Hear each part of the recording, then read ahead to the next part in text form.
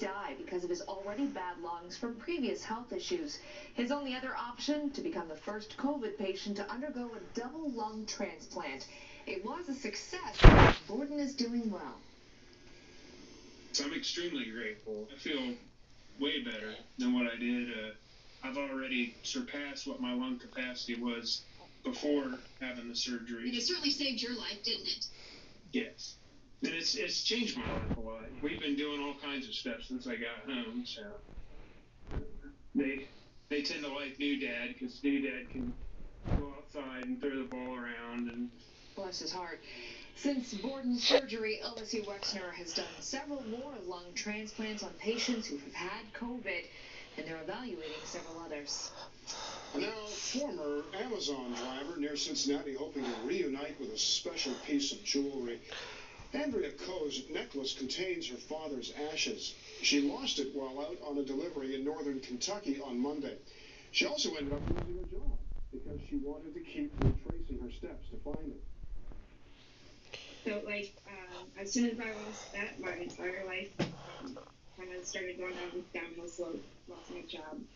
I'm going to be homeless in about 4 days.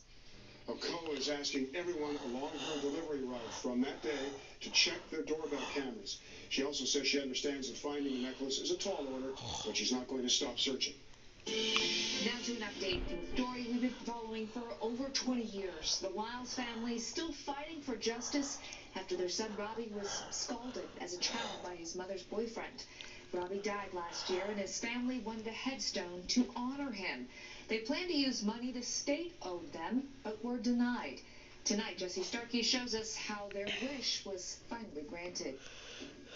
For the Wiles family, a headstone was one last gift to honor Robbie. After our story aired, countless messages and calls came in from you wanting to help. Thanks to a local monument company, tonight the family's wishes are set in stone. I had no idea when I started this who was going to help. When our story aired updating the Wiles' fight for justice for Robbie, our phones started ringing. Initially, a very heartstring pulling story to start with. One of those calls was Columbus Art Memorial. Oh, and I don't believe anybody could watch it and not be impacted by it. They heard the family's wish for a headstone to honor Robbie. They have a terrific spirit, and for all the adversity that they faced with Robbie's care over the many years. Around a table, they sat and planned using cutting-edge technology. It does allow for some extreme personalization. They created exactly what the family wanted for free.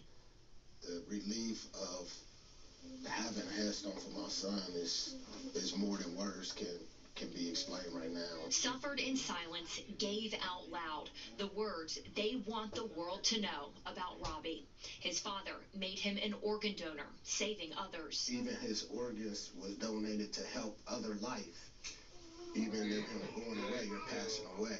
To be here today at the memorial company, I'm just overwhelmed. They planned to use victims' compensation money they were owed by the Attorney General's office. They were denied, citing the statute of limitations had expired. God always makes a way, and he did. The Wiles appealed that decision, but still have not heard back. And everybody just out of the kindness of their heart put beside maybe what they was doing and went and made a step to give. In the meantime, it's a good feeling, quite frankly, to know that Robbie's going to have a beautiful memorial placed on his grave and not go without. They're thankful for so many stepping up with support. On your side in Columbus, Jesse Starkey, Fox 28 News. All right, and turning on into that forecast, things are looking pretty quiet this evening. A nice change of pace. Right now, 56 degrees in Columbus, 53 in Groveport, 55 in Dublin, 52 in Delaware, and Marysville. All across the board, we're pretty much in those 50s. Eventually, we will fall, and we're going to sit in the 40s, but it's a relatively mild night, all things considered. 1 a.m., low 50s. By 3 a.m., we fall into the 40s, and then about 5, 6, 7 a.m., that's when we start to get our coolest temps there. That low eventually falls to 43 degrees. It's going to be a dry night, a quiet night. Westerly winds no more than 5 to 10 miles per hour. We stay quiet tonight, and that's going to transition on into your Saturday. But take a look. We start to see a change more than 24 hours from now. Saturday will be good. Saturday night, that's when we start to see a transition. So let's break it down hour by hour. Here's a look at 10:30. Widespread cloud cover. You can see this well-defined line of rain and some embedded storms stretching from Fort Wayne down to Indianapolis. That system going to continue moving on in east to the Ohio region and eventually central Ohio.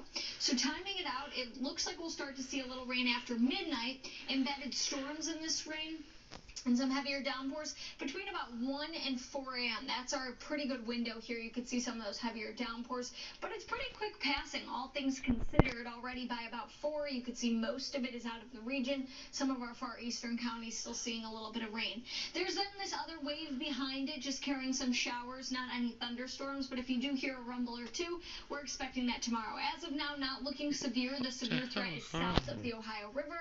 I will continue to keep you updated throughout the day should things change. Sunday, that rain tapers off, and then we're pretty good to go Sunday afternoon. But for tomorrow, a beautiful day to get outdoors, walk your dog, perhaps have the grill